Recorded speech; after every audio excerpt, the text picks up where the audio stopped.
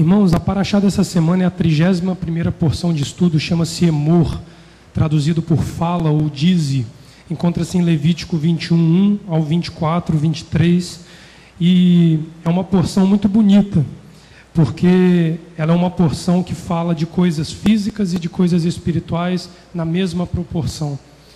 E interessante que quando eu falei que essas coisas Adonai torna palpável, é porque a misericórdia dele é tão grande, mediante a nossa limitação de entender as suas palavras, que ele abre o mar diante de nós para que nós vejamos o mar aberto, vejamos a terra seca, Léo, e só tenhamos que andar sobre ela.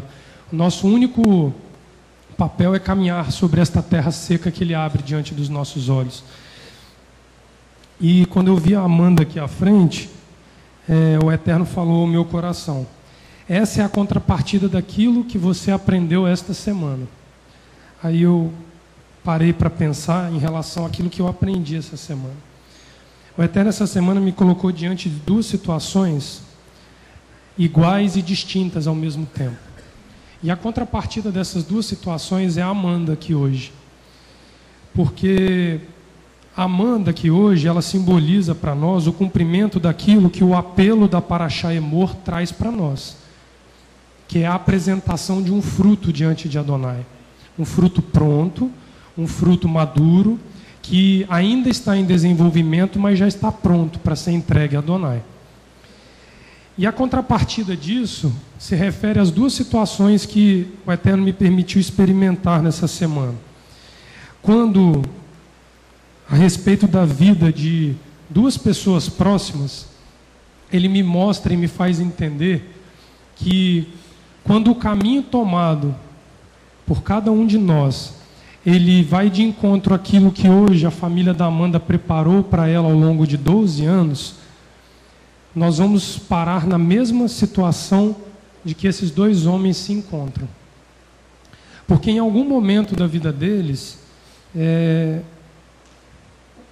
o excesso daquilo que Adonai quer podar em nós aqui, quer limitar em nós, aqui na porção Emor, eles não permitiram que isso fosse podado neles. E o mais interessante é que no início da porção vocês vão ver que Adonai permite ao homem que ministra diante dele uma aproximação de uma situação contaminante quando é um parente muito próximo. Mas num parente distante ele já não permite mais essa contaminação.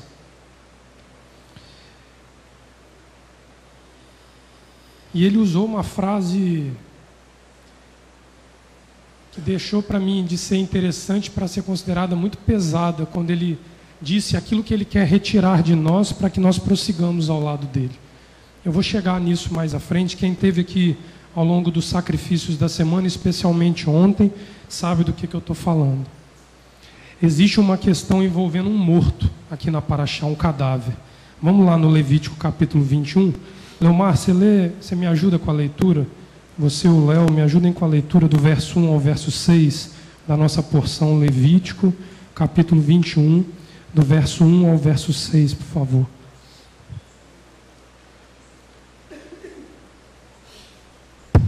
Som. Levítico capítulo 21, verso 1 ao verso 6. Disse o Eterno a Moisés: fala aos sacerdotes, filhos de Arão, e dize-lhes: o sacerdote não se contaminará com o cadáver de um morto no meio do seu povo, salvo com o parente mais chegado a ele, com a tua mãe ou teu pai, seu filho ou sua filha, seu irmão ou a sua irmã virgem chegada a ele, que ainda não teve marido, com ela pode contaminar-se. Por ser principal no meio do seu povo, não se contaminará, pois se profanaria. Os sacerdotes não farão calvo à cabeça, não raparão os cantos da barba, nem farão incenções no corpo.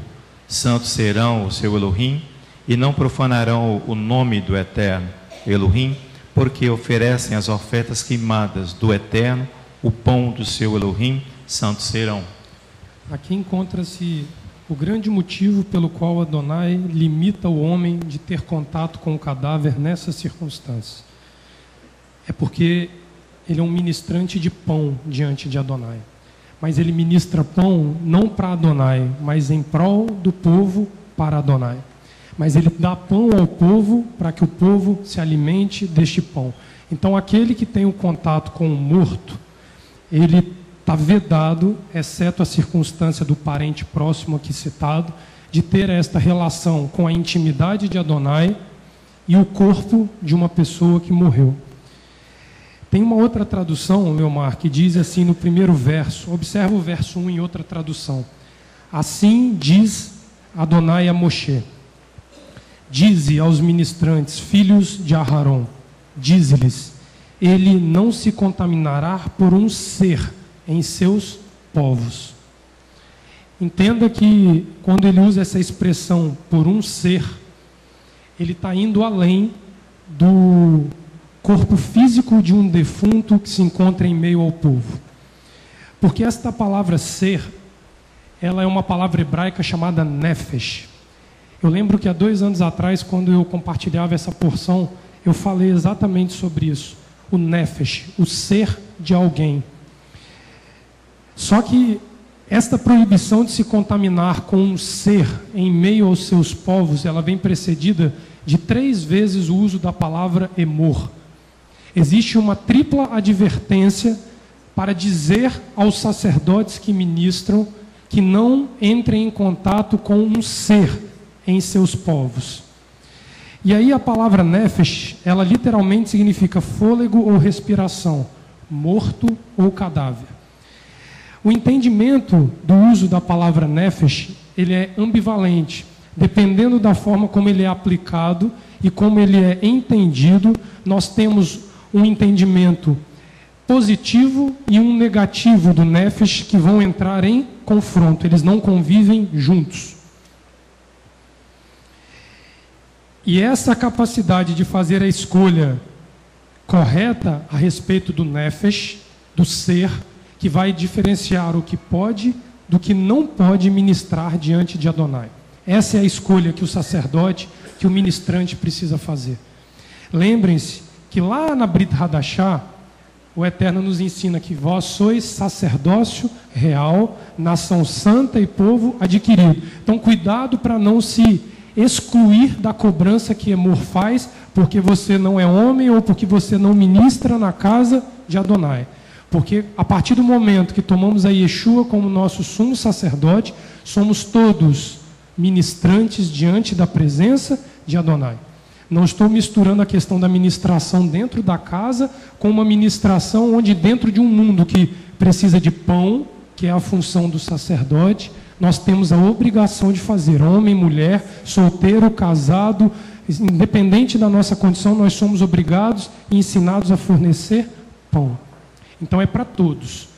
Para os sacerdotes, para os ministrantes, a coisa aperta a orelha um pouco mais, porque você tem a dupla função de ministrar na casa e fora da casa. Então a diferença basicamente é essa.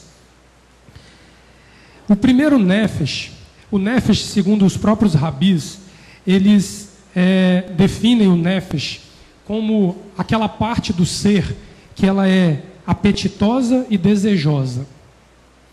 Ela tem fome de comida, a fome volitiva, pão, mas ela também tem fome da vontade, do desejo, do íntimo, da alma de cada ser. A vontade de matar, a vontade de roubar, a vontade de lesar, mas a vontade de amar, a vontade de perdoar. Esses desejos, digamos, subjetivos também fazem parte do contexto de nefesh, tal qual aquele que é faminto de pão físico, que não tem o que comer. E aí os rabis defendem que nefesh é a soma da vontade, deste apetite e deste desejo, ou seja, do subjetivo e do objetivo, do físico e do espiritual. Isso define nefesh, ser.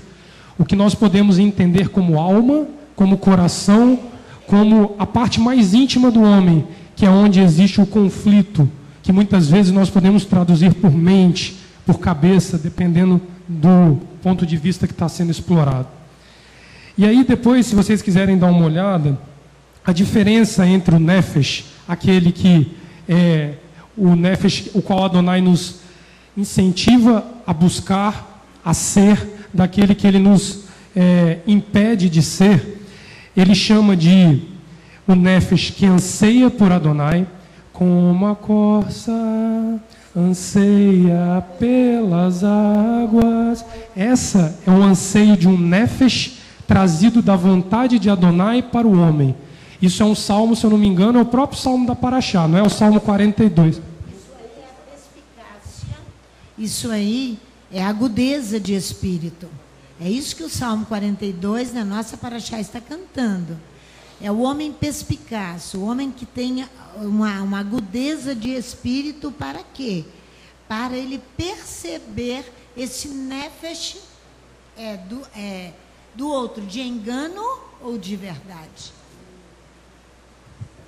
Esse nefesh, pastora, proibido pela Torá, que já é o outro, é a contrapartida deste anseio por Adonai, ou seja, é o que vai lutar contra o nosso desejo de servir a Adonai. Este outro lado do nosso ser, do nosso íntimo, ele é definido pelos rabis como um impulso animal de cunho sexual descontrolado. Presta atenção. Ele compara o anseio pelas coisas carnais que lutam contra as coisas espirituais, que é o conflito que cada um de nós vive de manhã e de tarde, porque assim nós nos apresentamos diante de Adonai. Eles comparam este ser voraz a um animal com ímpeto sexual descontrolado. É um rufião, o que fica procurando aquele em quem ele quer inseminar as suas maldades, as suas maledicências. Ele quer fazer reproduzir o mal dentro dele. Este homem voraz, com apetite carnal e animal descontrolado, é o que os próprios rabis definem como este cadáver do capítulo 21, que eu e cada um de nós aqui somos proibidos de ter contato. É essa a proibição. É a proibição de fazer valer em nós uma natureza ou fazer valer da natureza carnal de outro em nós algo que se torne contaminante e nos impeça de acessar a presença de Adonai. Então, existe a questão do respeito ao cadáver físico, sim. Ninguém aqui vai a um enterro 7 horas da manhã e vai estar no altar de Adonai às 8 ministrando. Nós vamos ter esse cuidado de zelar até pela literalidade da palavra de Adonai. Mas isso vai muito além. Porque existe um cadáver morto diante de nós que vela diante de nós de manhã e de tarde. De manhã e de tarde. O dia inteiro tem um cadáver ao redor de nós. Seja o nosso próprio eu, que está de forma animalesca manifestando em nós, ou seja do nosso semelhante ao nosso lado que nos contamina desta forma. Então, olhar para este cadáver requer uma vigilância diária sobre ele.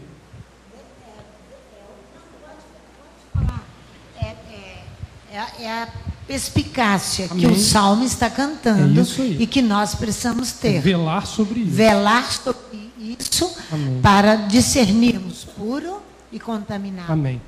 Eu digo isso da questão da literalidade para que nós não venhamos a cometer excessos diante de Adonai, porque se você olhar aqui onde o Leomar leu, o parente próximo, ele é permitido que nós façamos contato com esta contaminação.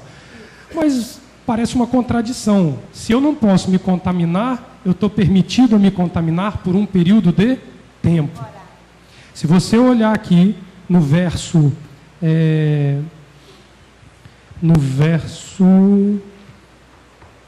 fugiu aqui, cadê? Que fala que à tarde...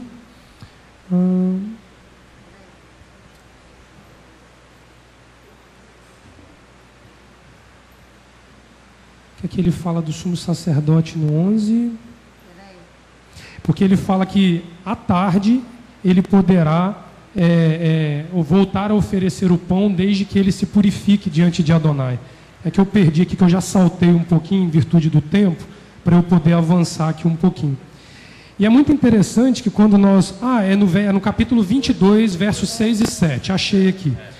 Capítulo 22, 6 diz assim: o homem que tocar este cadáver será imundo até a tarde, e não comerá das coisas sagradas, senão depois de banhar o seu corpo em água. Depois de posto o sol, então será limpo e poderá comer das coisas sagradas, pois são o seu alimento. E é interessante nós olharmos para esta permissão, porque mesmo dentro da contaminação, é permitido ao sacerdote fazer parte dela por um período de tempo curto, para que ele possa exercer aquilo que ele aprendeu diante de Adonai, se tornar um indivíduo piedoso. Porque na morte de um ente próximo, ele ali testemunha de que ele devota a sua vida somente a Adonai, mesmo diante da morte de alguém muito próximo dele. Mas ao final deste dia ele precisa se consagrar para voltar a oferecer o pão a Adonai. E uma coisa que me chamou muita atenção nisso é que essa prerrogativa de contaminar, de não contaminar, ela é em virtude deste pão que é oferecido. E aí nós precisamos olhar para que esta prerrogativa do sacerdote ela seja respeitada, porque o sacerdote ele tem um caráter na sua função de ser um agente nutridor. Ele fornece nutrição a quem não tem, a quem precisa. Ao serem chamados para fornecer pão diante de Adonai, eles recebem a oportunidade de fazer o povo conhecer este alimento que pertence somente a Adonai.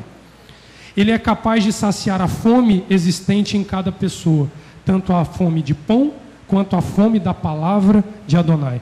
E nós vamos ver lá no Deuteronômio capítulo 8, Leomar, eu vou ler aqui porque eu anotei numa outra tradução, a base a qual Yeshua ele vai usar para falar e ensinar sobre este pão. A base do Deuteronômio está no capítulo 8, os versos 1, 2 e 3. Diz assim: todos os mandamentos que hoje vos ordeno, guardareis para cumprir. Aqui é a grande função do sacerdote, para que vivais e vos multipliqueis, e entreis e possuais a terra que o Eterno jurou a vossos pais. E te lembrarás de todo o caminho, pelo qual o Eterno teu Elohim te guiou no deserto estes 40 anos, para te humilhar e te provar, para saber o que estava no teu coração, se guardarias os seus mandamentos ou não. Agora olha o verso 3. E te humilhou, e te deixou ter fome, e te sustentou com um maná, que tu não conhecestes, nem teus pais o conheceram, para te dar a entender que o homem não viverá só de pão, mas de tudo o que sai da boca do Eterno viverá o homem.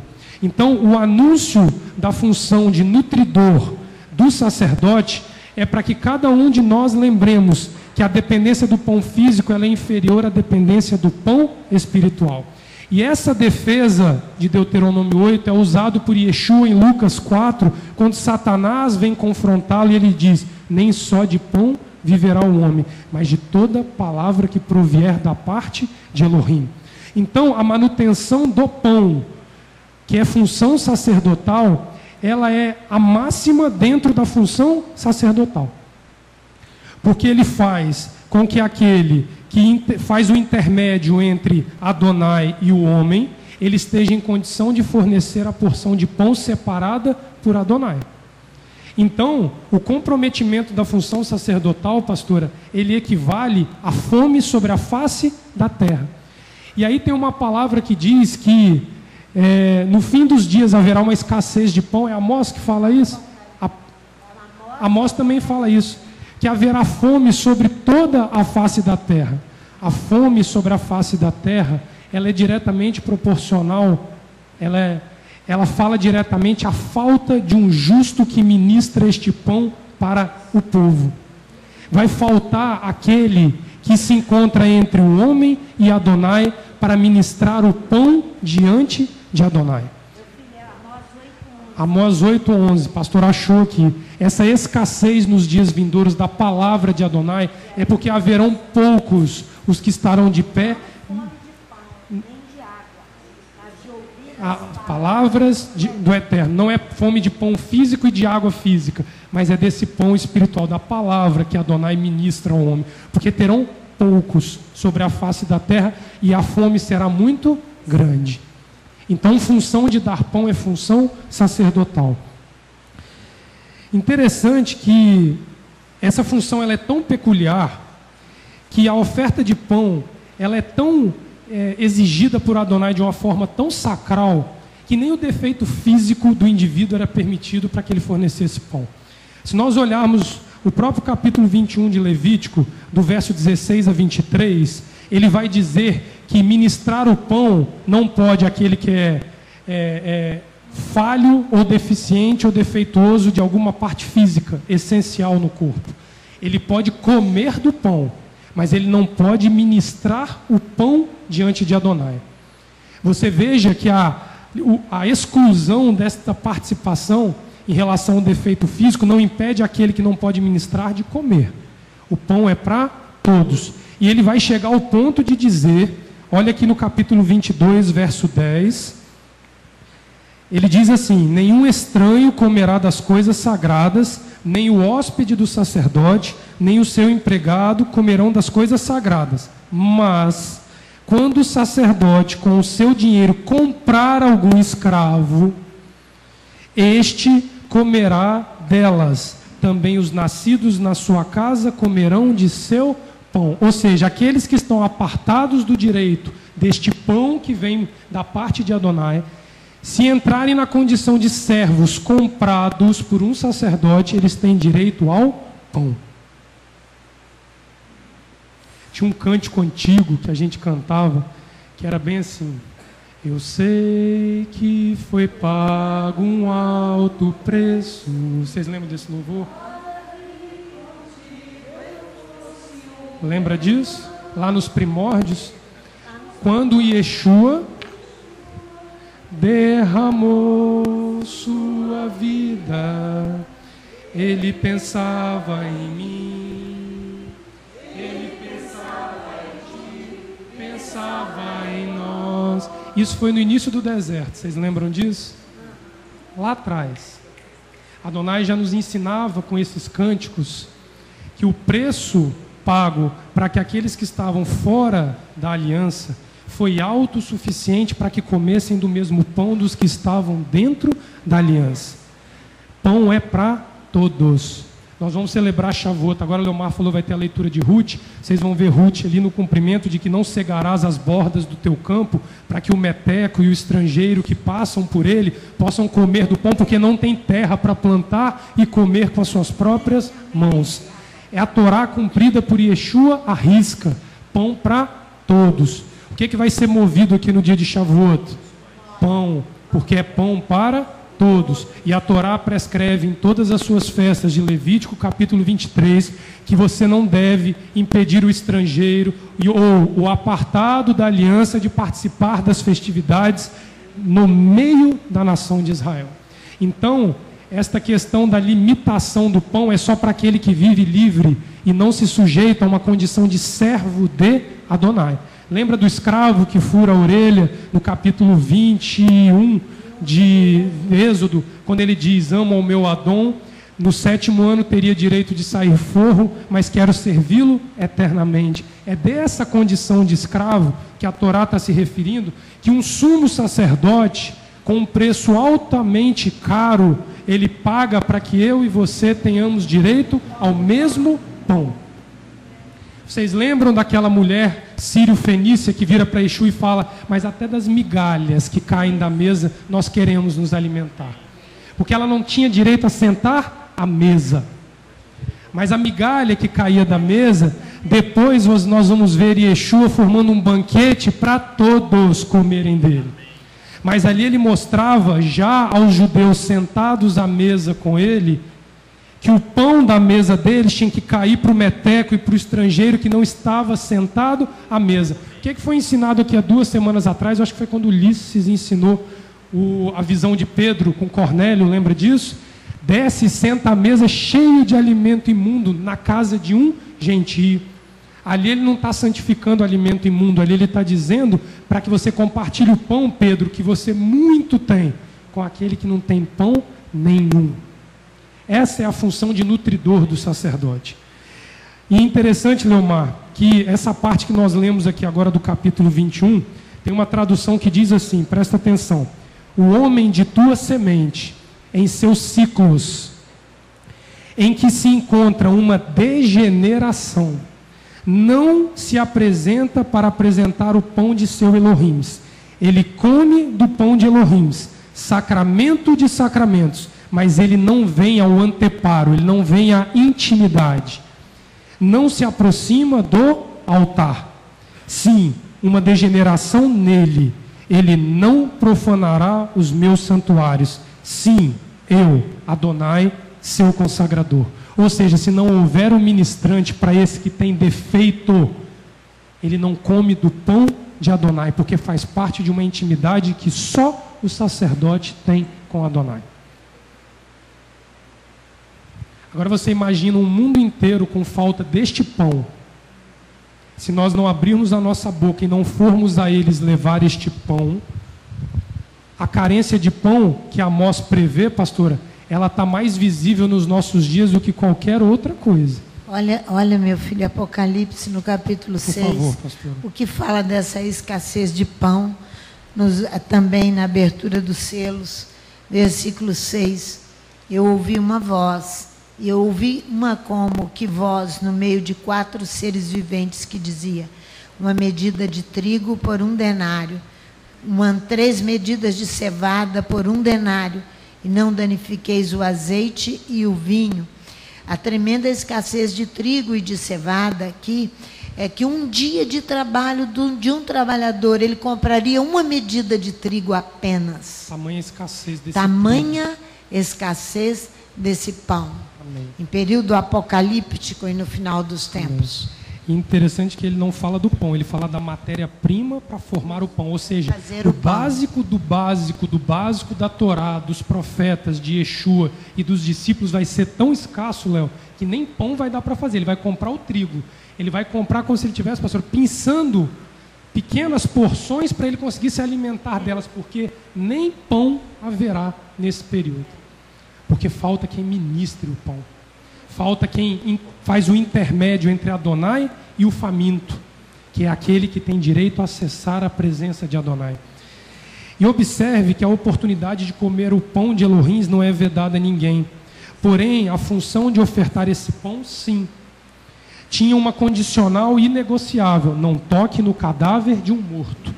Essa afirmação, ela pode ser melhor entendida quando conhecemos o significado da palavra que dá início a esta porção da Torá, Emor. Lembra que eu falei que Emor é convocado 3 vezes no primeiro versículo da Parashá? Dize, dize e dize. Emor no hebraico significa dizer, falar, pensar, pretender, ordenar ou prometer. Qualquer uma dessas palavras podem ser usadas para traduzir Emor, dependendo da circunstância na Torá. Ela é citada mais de 5.000 vezes só no Antigo Testamento. Usada de maneiras variadas, com amplo sentido, dependendo da conotação daquele que escreveu, quis dar ao momento que ele usou essa palavra. Mas uma coisa, o Eterno me agraciou, que ele me ensinou algo assim que eu nunca tinha observado. O primeiro uso de Emor dentro da palavra de Adonai está em Gênesis capítulo 1. Então, quando nós entendermos qual foi o motivo inicial pelo qual Adonai cria a palavra Emor para ser usada, nós vamos entender que no seu significado encontra-se a maior função daquele a quem Adonai se dirigiu quando disse Emor, ao sacerdote, ao ministrante. Emor está citado em Gênesis 1, verso 3. E disse Emor, Elohim, haja luz, e houve luz. O verso 6. E disse Elohim, haja um firmamento no meio das águas, e haja separação entre águas e águas. Verso 9. E disse Elohim, ajuntem-se as águas que estão debaixo dos céus num só lugar, e apareça a porção seca. E assim foi. Verso 11. E disse Elohim, produza a terra relva, ervas que deem semente, árvores frutíferas que deem frutos segundo sua espécie, cuja semente esteja nele, sobre a terra, e assim foi.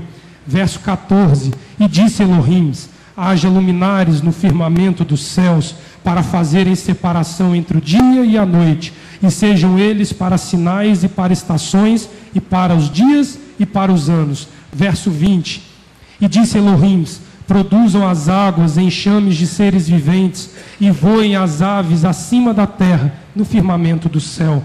Verso 24, e disse Elohim, produz a terra seres viventes, conforme a sua espécie, animais domésticos, répteis e animais selvagens, conforme a sua espécie. E assim foi. E a última apresentação de Emor, no ato da criação. Então disse Elohim, façamos o homem à nossa imagem, conforme a nossa semelhança. Domine ele sobre os peixes do mar, sobre as aves dos céus, sobre os animais domésticos e sobre toda a terra, e sobre todos os répteis que se arrastam sobre a terra. A ordem de Emor fala e diz, é direcionada àqueles que podem produzir vida. Adonai, no ato da criação, em Gênesis capítulo 1, ele usa Emor, em todas essas citações que nós lemos aqui, como uma expressão do seu desejo de gerar vida, onde não havia vida. Fornecer pão para um indivíduo que não tem pão é dar a ele direito a uma vida a qual ele não tem. É uma vida de intimidade com o Criador, de proximidade, a santidade de Adonai, que foi perdida logo após este ato criacionista de Adonai.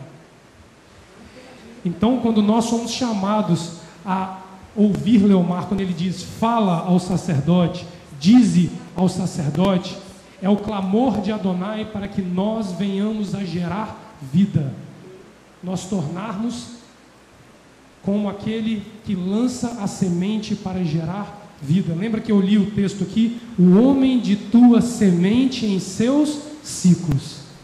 Isso é Emor. É o chamado Leomar para gerar vida onde não há vida. Aí tem gente que vira e fala assim, fica dentro das quatro paredes, não sai, não sobe, não vai não sei aonde, não se mistura, não faça isso e não faça aquilo. Aí nós geramos vida para nós e vemos os outros que não têm vida perder a oportunidade de adquirir a mesma vida que nós recebemos. E interessante que a Bíblia Sagrada diz que nós não éramos merecedores do preço que Yeshua pagou por nós, mas Ele pagou. Agora, quando nós queremos pagar, Rita, o preço pelo nosso semelhante, nós não queremos, porque a nossa santidade nos impede. Eu não posso encontrar o cadáver morto lá fora, que não conhecem o risco, porque eu vou me contaminar. Pois Adonai diz que se ele é teu irmão, filho do mesmo pai, filho da mesma mãe, e aqui ele está dizendo que ele é filho do Altíssimo, criado como você foi, você pode se contaminar, mas à tarde você volta e se purifica. Lembra de Tazria? Você concebe por um tempo, se contamina e depois se purifica. Aqui o hiato é menor ainda, pastora. É uma tarde que você tem para se contaminar e se purificar. De um sacrifício ao outro, isso aí. Então nós somos indesculpáveis de não exercermos esta nossa função. E o mais interessante é que quando ele ali no ato de criação do homem, a função sacerdotal ela atinge o seu ápice.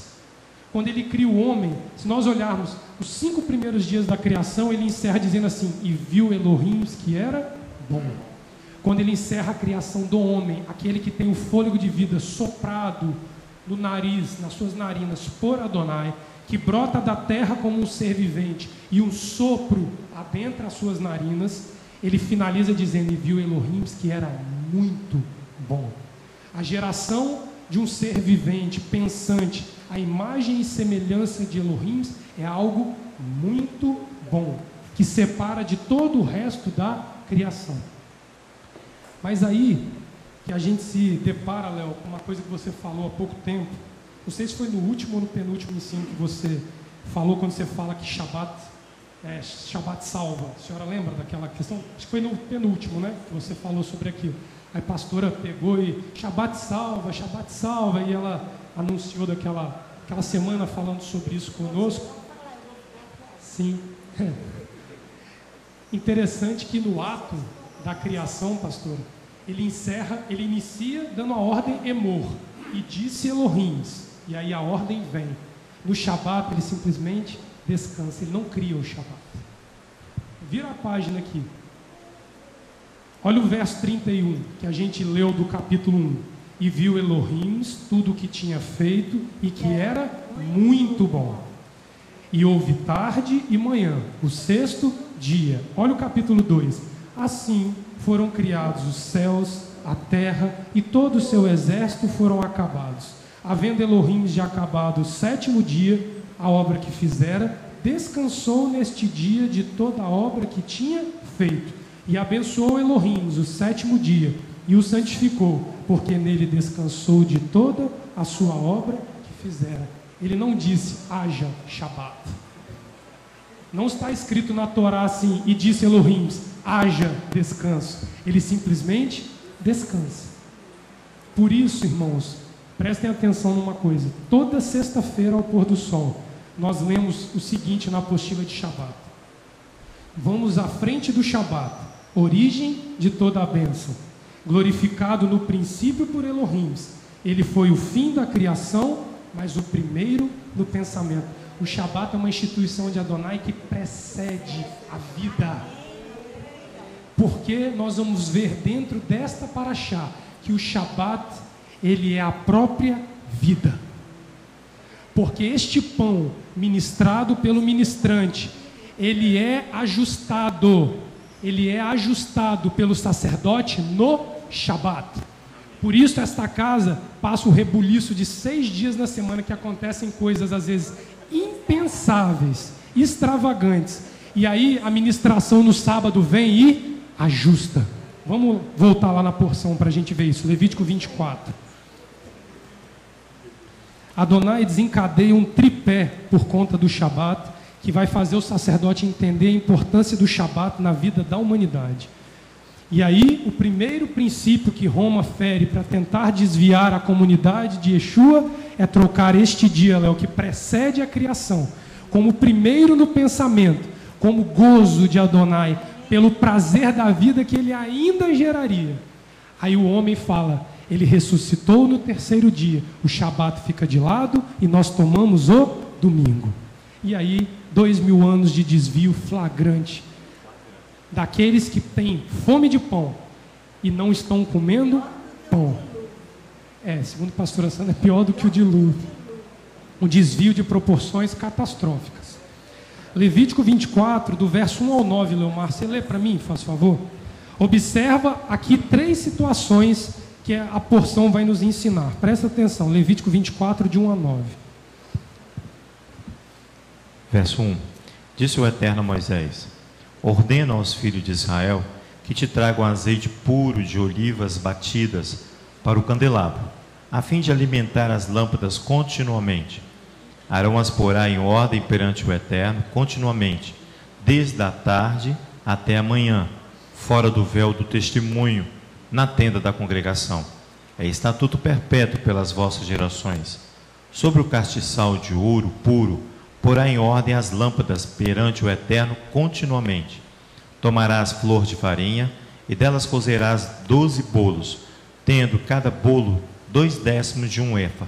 E os porás em 2 fileiras, 6 em cada fileira, sobre a mesa de ouro puro perante o Eterno. Sobre cada fileira porás incenso puro, para que seja para os pães como uma porção memorial. É a oferta queimada ao Eterno. Cada dia de Shabat, Arão os porá em ordem perante o Eterno continuamente. Na parte dos filhos de Israel, por aliança perpétua, serão de Arão e de seus filhos, os quais o comerão em lugar santo, porque é coisa santíssima para eles, das ofertas queimadas ao Eterno, como estatuto perpétuo. Qual é o dia que o sacerdote organiza o pão para gerar vida diante de Adonai? Shabat. Anulou Shabat, você anula a função sacerdotal e você gera escassez de pão. Porque aqui ele bota um tripé de funcionamento para a geração de vida.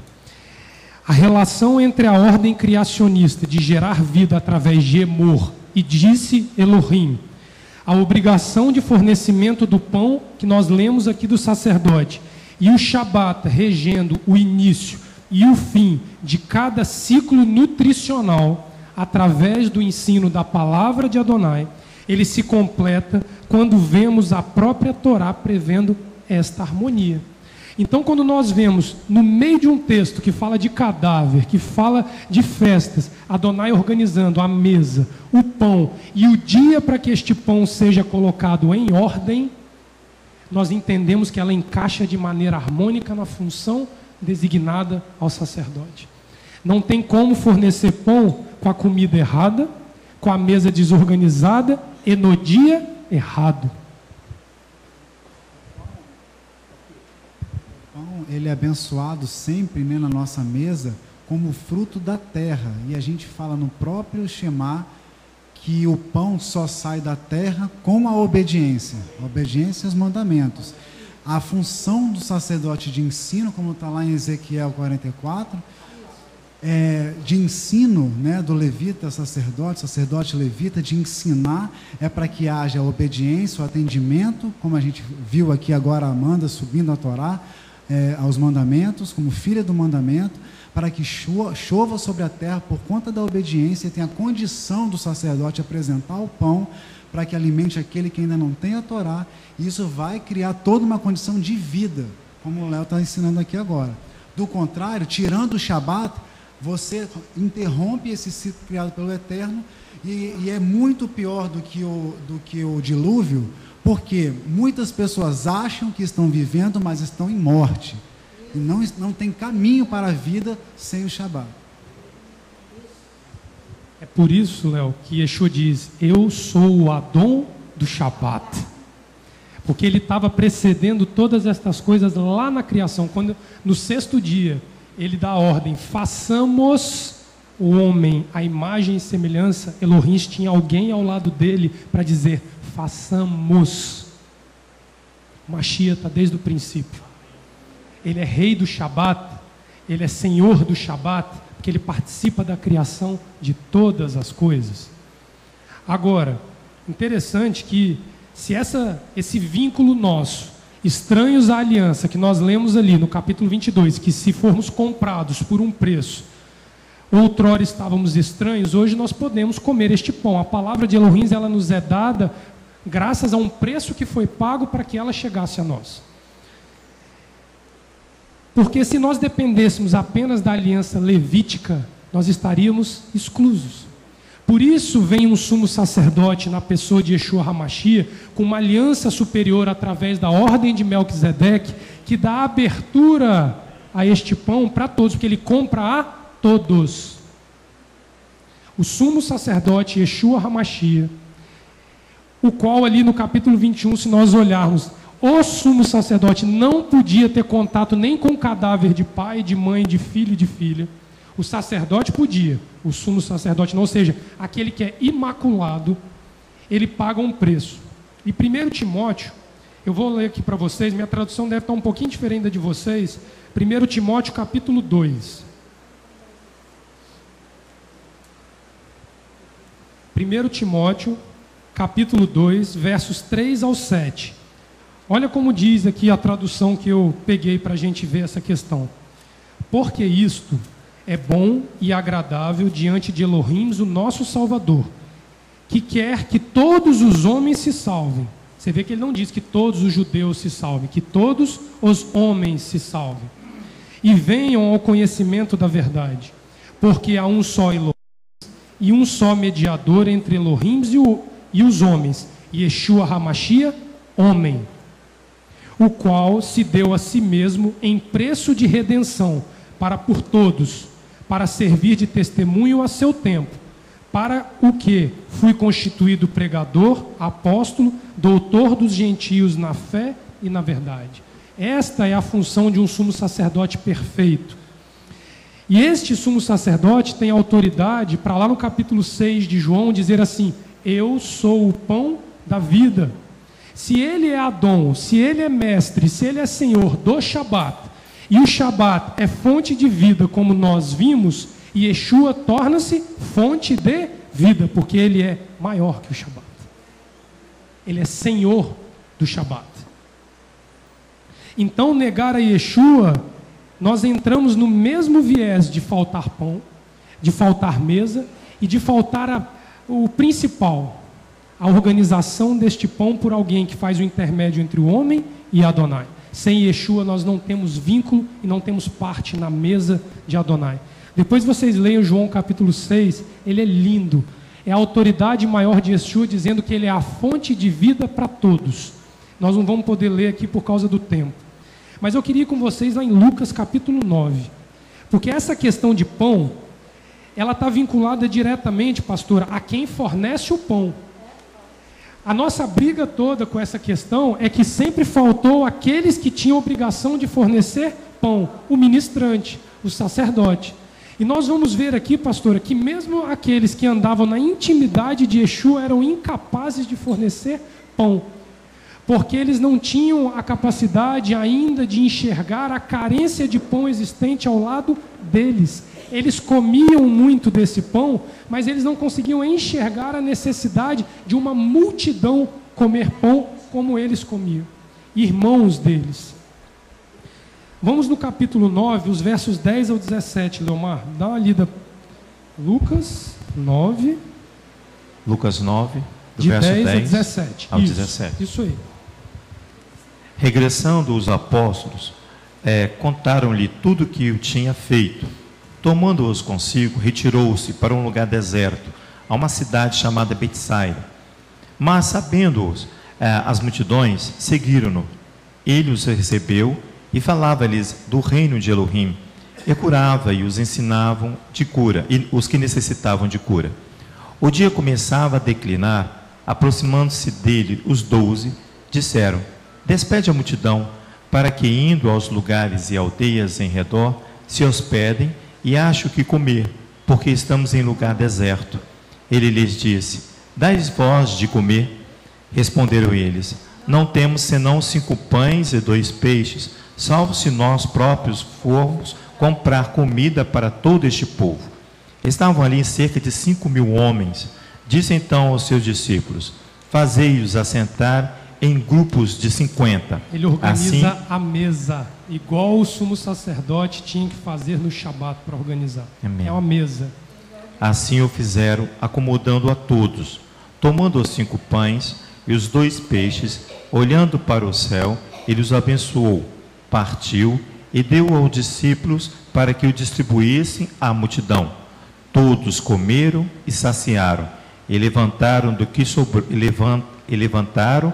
sobrou 12 cestos de pedaços. Yeshua aqui multiplica 5 pães, simbolizando 5 livros da Torá. Ele torna 5 em uma multidão. Tal era a fonte de vida que a Torá era capaz de fornecer. Mas ele pega 2 peixes, que os cristãos usam como símbolo de uma nova aliança. É o símbolo da aliança mais velha prescrito na Torá.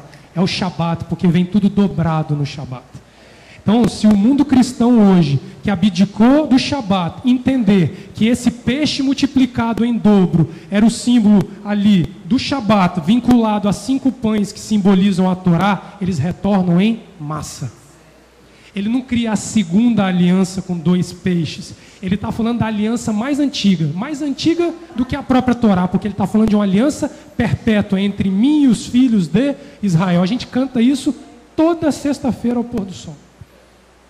Abdicar de Shabat é dizer que Yeshua não multiplicou 5 pães e 2 peixes. É dizer, Léo, que 2 peixes não abundaram. Shabat é abundância, porque vem tudo dobrado, porque é o dia que nós organizamos o pão.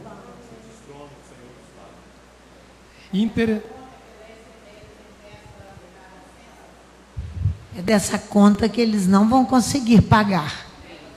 Se eles não se arrependerem, voltarem rapidamente para Adonai. Porque é dando que se recebe. E eles conhecem, todo mundo conhece isso. Melhor coisa é dar do que receber.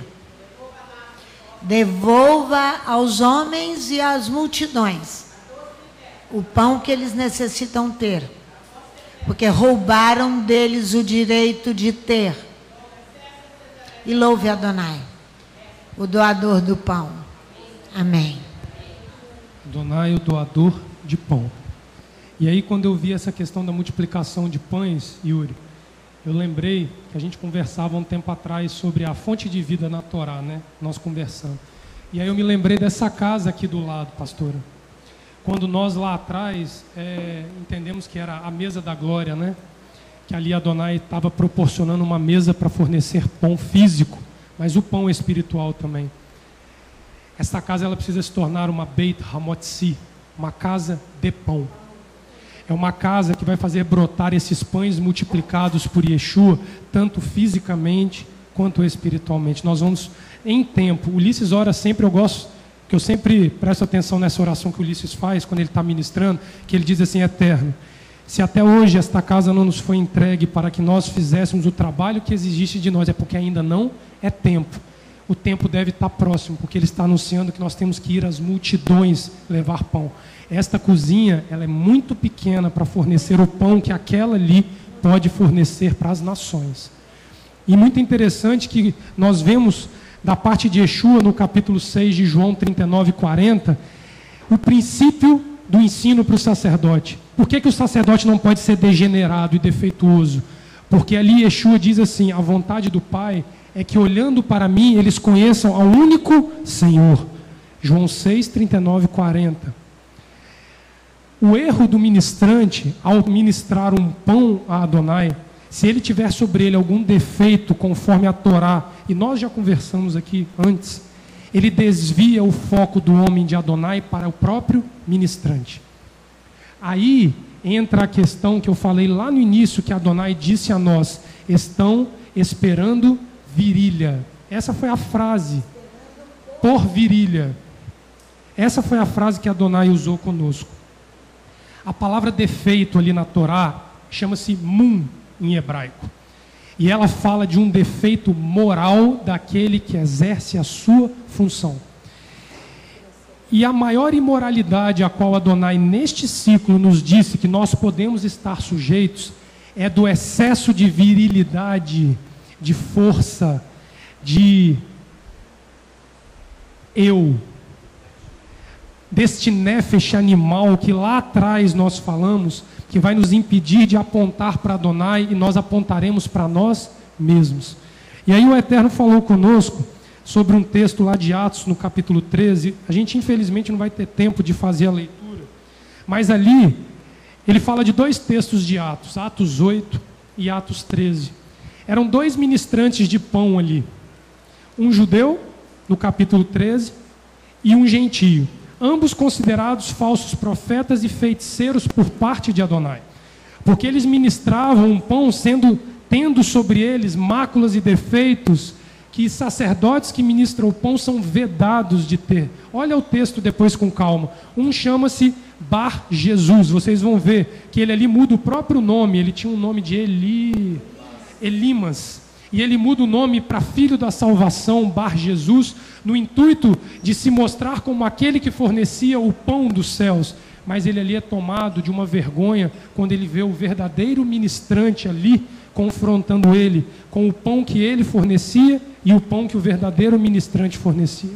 Então a questão não é ser sangue azul judeu ou não ter sangue azul de judeu, porque ambos foram reprovados pela mesma questão. Tinham máculas que os impediam de fornecer a palavra de Adonai a cada um que ali estava. E quando eu vi essa questão, esperando por virilha, por vigor, eu fiquei com minha cabeça assim, fervendo por causa dessa questão. Por quê? Porque o vigor do homem e a virilidade do homem, em especial, ela é aquilo que o homem se exalta por dar fruto, por dar semente. Mas quando nós olhamos esse princípio da Torá, nós vamos ver Abrão dando origem a uma descendência incontável, já num período, Léo, onde ele não era viril. Ele tinha mais de 80 anos quando ele concebeu o seu primeiro filho. Nós vamos ver o patriarca Jacó, e aqui em Jacó que eu entendi essa questão da virilidade e me fez discernir que da mesma forma que o Nefesh tem aquela ambivalência, a virilidade também tem. Porque quando nós olharmos para Jacó, ele fez um monte de filho, e ele tinha vigor físico para lutar contra Adonai. E ele luta, e ele prevalece. Mas ele sai daquela luta com Adonai com a coxa manca. Ele claudicava da coxa. E interessante que quando ele faz isso, Adonai diz que ele se chamará Israel. Parece uma inversão. Ele sai ferido de um combate onde a sua virilidade ela é afetada, porque ele vai ter que se arrastar por um deserto até o Egito para o resto da sua vida, já com um monte de filhos do seu vigor. Só que o interessante é que a maior quantidade de filhos que Jacó dá é pós a poda da virilidade de Jacó.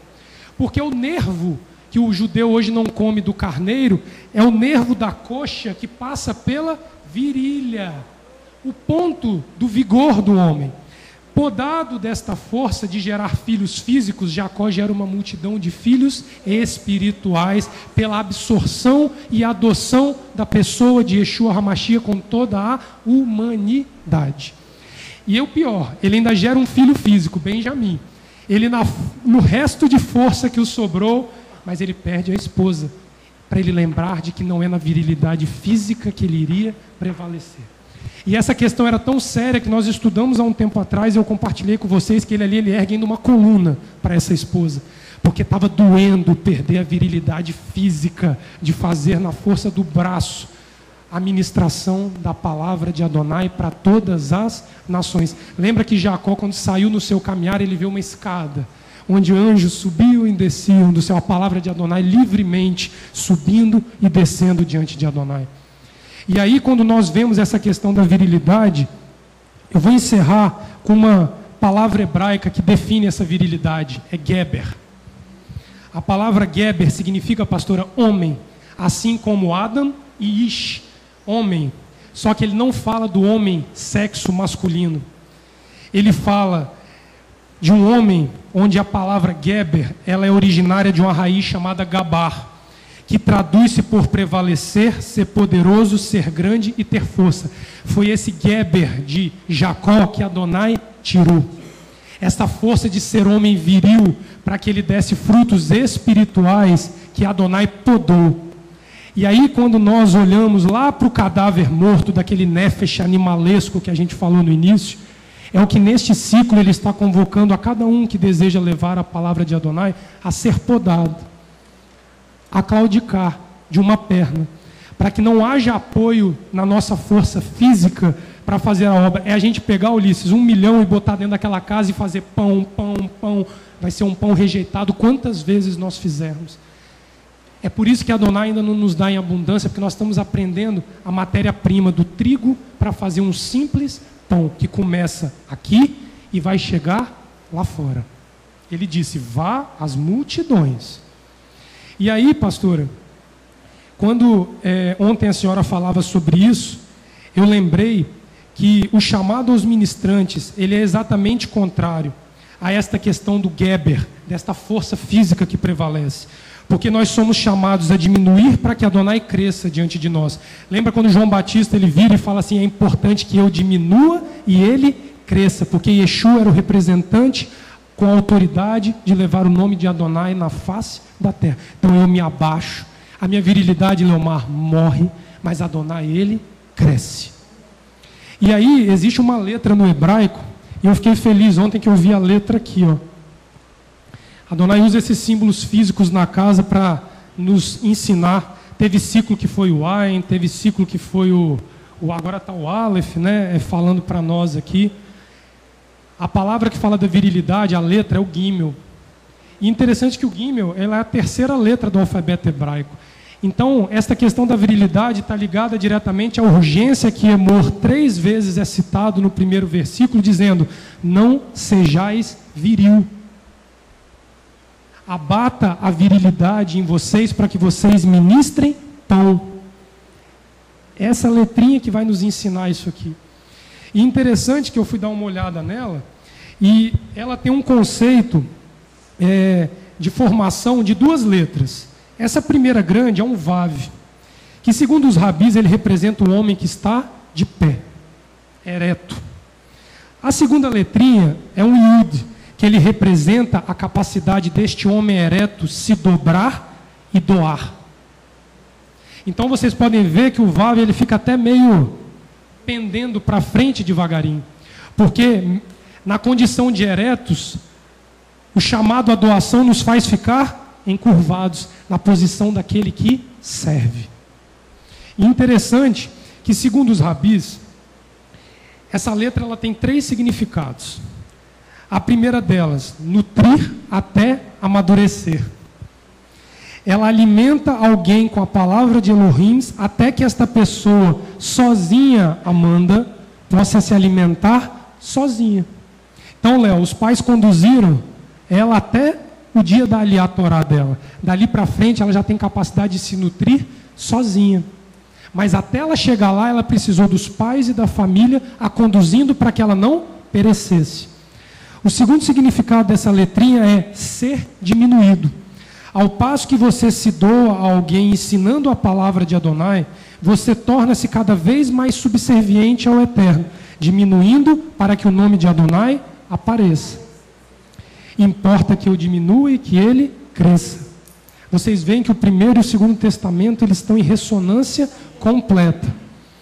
E o terceiro sentido dessa letra, segundo os rabis, isso eu vou dizer a vocês que eu tive uma certa dificuldade, e até agora não entendi, é que diz que parece um camelo. Não me pergunta por quê, mas ele parece um camelo, segundo os rabis. E sabe por que eles fizeram o desenho que lembra um camelo? É em virtude da forma desta letra, assim como o animal. O ministrante torna-se um camelo. É aquele ministrante que tem condições de, ao longo de um deserto, fornecer água para que não morram de sede. E Yeshua, na festa de Sukkot, ele vira e fala assim: eu sou a água da vida. Aquele que bebe desta água nunca mais terá sede. A gematria da letra Gimel, ela nos fala desta mesma urgência que Emor fala de nós abatermos a virilidade e nos colocarmos em posição de servir a Adonai. E fornecer pão para nós, talvez tenha sido, pastora, a grande luta que esta casa teve ao longo de 20 e tantos anos, porque durante muitos anos esta casa não teve ministrantes suficientes para que fornecessem o pão. Mas pela misericórdia, Adonai tem levantado muitos para que possam fornecer pão. Mas o problema do fornecimento de pão é que ele toma um caráter de urgência. Não dá para protelar mais a chegada deste pão para aqueles que têm fome, em virtude da escassez e do limite de fome que está espalhado sobre a face da terra. Então, que o Eterno, através da Tzedakah, da justiça social, pela associação Aleph Bet e por esta casa, o Eterno nos dê condição de estabelecer o terceiro pilar de uma casa judaica e hebraica de forma plena, porque a Tefilá e a Torá já estão bem estabelecidas.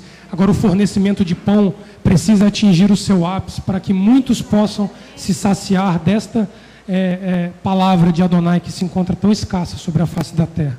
Que o Eterno nos abençoe, nos guarde e nos dê um momento festivo junto a Amanda e sua família para que nós possamos comer e celebrar em alegria. Amém? Shabbat Shalom a todos.